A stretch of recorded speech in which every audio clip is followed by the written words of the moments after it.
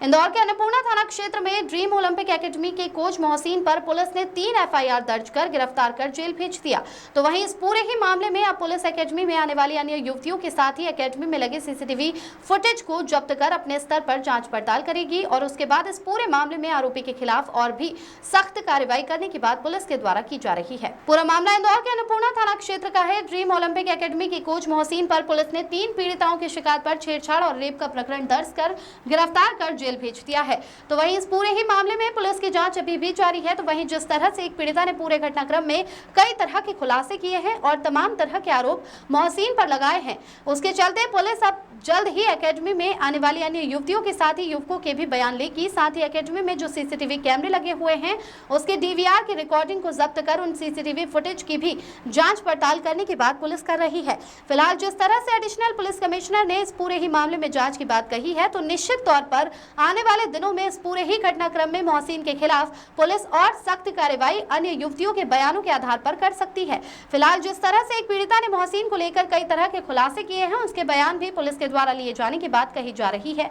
तो वहीं जांच पड़ताल में पुलिस को इस बात की भी जानकारी लगी कि मोहसिन अपने वहां आने वाले स्टूडेंट को कुछ फर्जी प्रमाण पत्र बना करके देता था, जिसके माध्यम से वह इंटरनेशनल स्तर तक की शूटिंग कंपटीशन में भाग ले सकते थे। अथवा किस तरह के फर्जी प्रमाण पत्र बनाता था, इसकी जानकारी भी पुलिस के द्वारा जुटाई जा रही है। हार्दिक प्रजापत की रिपोर्ट। सर, पिछले दिनों अन्नपूर्णा पुलिस ने एक मोहसिन नामक आरोपी को पकड़ा था जो शूटिंग एकेडमी में आने वाली युवतियों के साथ छेड़छाड़ और रेप की घटना में अंजाम देगा। देखिए हमारा बहुत सीधा सा स्टेट पुलिसिंग है हमारे इंदौर पुलिस की।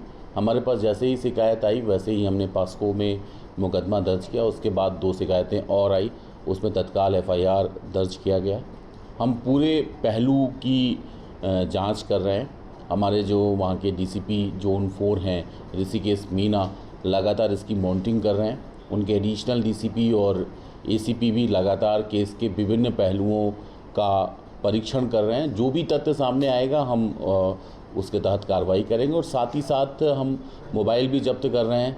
जो ट्रेनिंग लेने आने वाले अन्य वहाँ पर छात्र छात्राएं हैं उनसे भी हम चर्चा करेंगे। सीसीटीवी फुटेज ज़्यादा से ज़्यादा हम वहाँ का निकालने का प्रयास करेंगे। मोबाइल, क्योंकि ये अधिकांश जो फुटेज हमें मिले हैं, तस्वीरें मिली हैं, बच्चियों ने अपने मोबाइल में से जब रखा है, खींचा है और वीडियो बनाया है, उस पर भी हम फोकस कर रहे हैं। उसकी हम लैब से जांच भी कराएंगे, कड़ी से कड़ी सज़ा देंगे और जो भी तथ्य सामने आएगा उसके अनुरूप अगर अन्य कोई आरोपी इसमें रहेगा तो उसे निश्चित तौर पे सह आरोपी बनाया जाएगा। सर्टिफिकेट को लेकर भी बात सामने आई, नकली सर्टिफिकेट बनाते हैं। नकली सर्टिफिकेट बनते तो निश्चित तौर पे धारा का इजाफा किया जाएगा। शिकायत आने पर होगा। हम पुलिस के लोग हवाई काम नहीं करते। हमारे पास शिकायतकर्ता आएगा, साक्ष्य के साथ आएगा तो निश्चित तौर पे कार्रवाई होगी। 3 जो शिकायत पे ये सारी चीज़ें हुई हैं, हमने शिकायतकर्ता के थाना पे आने के बाद की है और भी संज्ञान में आएगा तो निश्चित तौर पे कार्रवाई की जाएगी। सर, कल एक पीड़िता ने प्रेस कॉन्फ्रेंस भी दी थी जिसमें उसने तमाम तरह की बातों का जिक्र करा, बताया जा रहा है। हम उनका बयान लेंगे। पीड़िता ने स्टेटमेंट लिया है, स्टेटमेंट दिया है मीडिया के सामने। हम उनका बयान लेंगे और उस संदर्भ में जो भी उनके पास साक्ष्य रहेगा उसका भी कलेक्शन विवेचक द्वारा किया जाएगा ताकि कोई कड़ी छूटे ना। तो इसमें बता रहे हैं कि परिवार के लोग हैं वो भी इसी तरह के काम में लगे हुए हैं, तो उनकी भी कुछ जांच करेंगे। हम बिल्कुल उसका भी परीक्षण करेंगे। अगर कोई और इस अपराध में सहभागी है तो निश्चित तौर पे वो सह आरोपी बनेगा।